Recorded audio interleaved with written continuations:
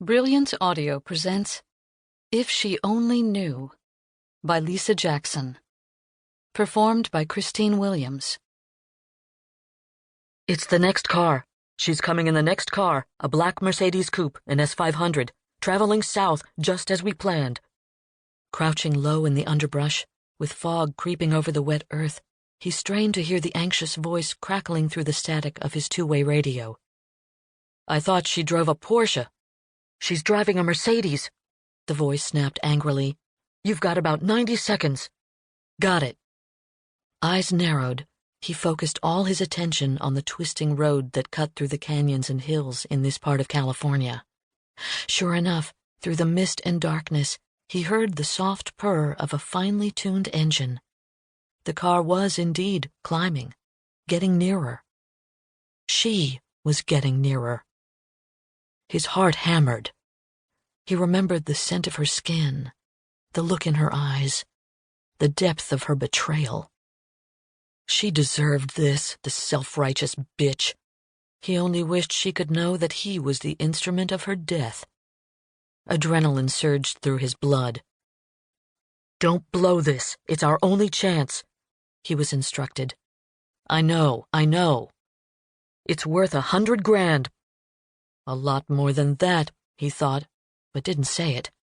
A hell of a lot more. I'll take care of it. He snapped the walkie-talkie off, slammed down the antenna, and stuffed the headset into a deep pocket of his jacket.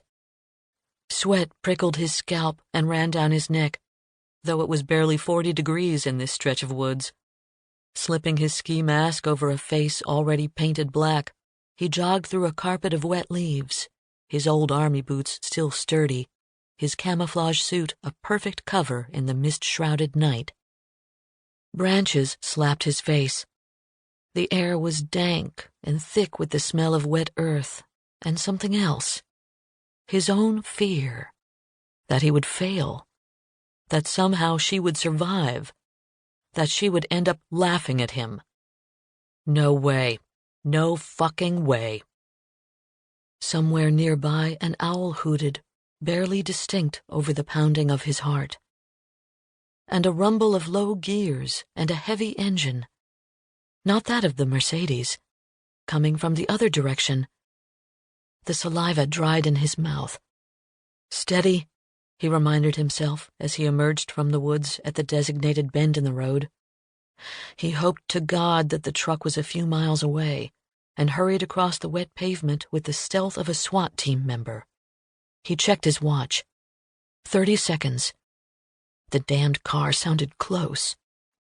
He gritted his teeth, saw a flash of headlights through the fog and trees.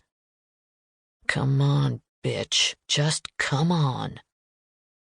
Louder from the south, the truck, a semi from the sound of it, was gaining speed. Shit. Crouching low on the narrow road, he positioned himself between the sharp S-curves. Concentrating hard, he heard the whine of the coupe's tires singing on the wet pavement. Hurry, he silently urged, his eyes narrowing. You can beat the truck. You have to. The car sounded closer. Good. He glanced at his watch again, the illuminated dial counting off his heartbeats. Everything was going as planned except for the truck. A few more seconds. He licked his lips in anticipation. Brakes whined in the night. Too close. Too damned close. He swung his head southward, toward the oncoming roar. There was a catch in the 18-wheeler's engine as the driver shifted into a lower gear. Every muscle tightened as he listened. He couldn't risk a witness. Sweat ran down his spine. He could abort. There was still time. But when would he get another chance?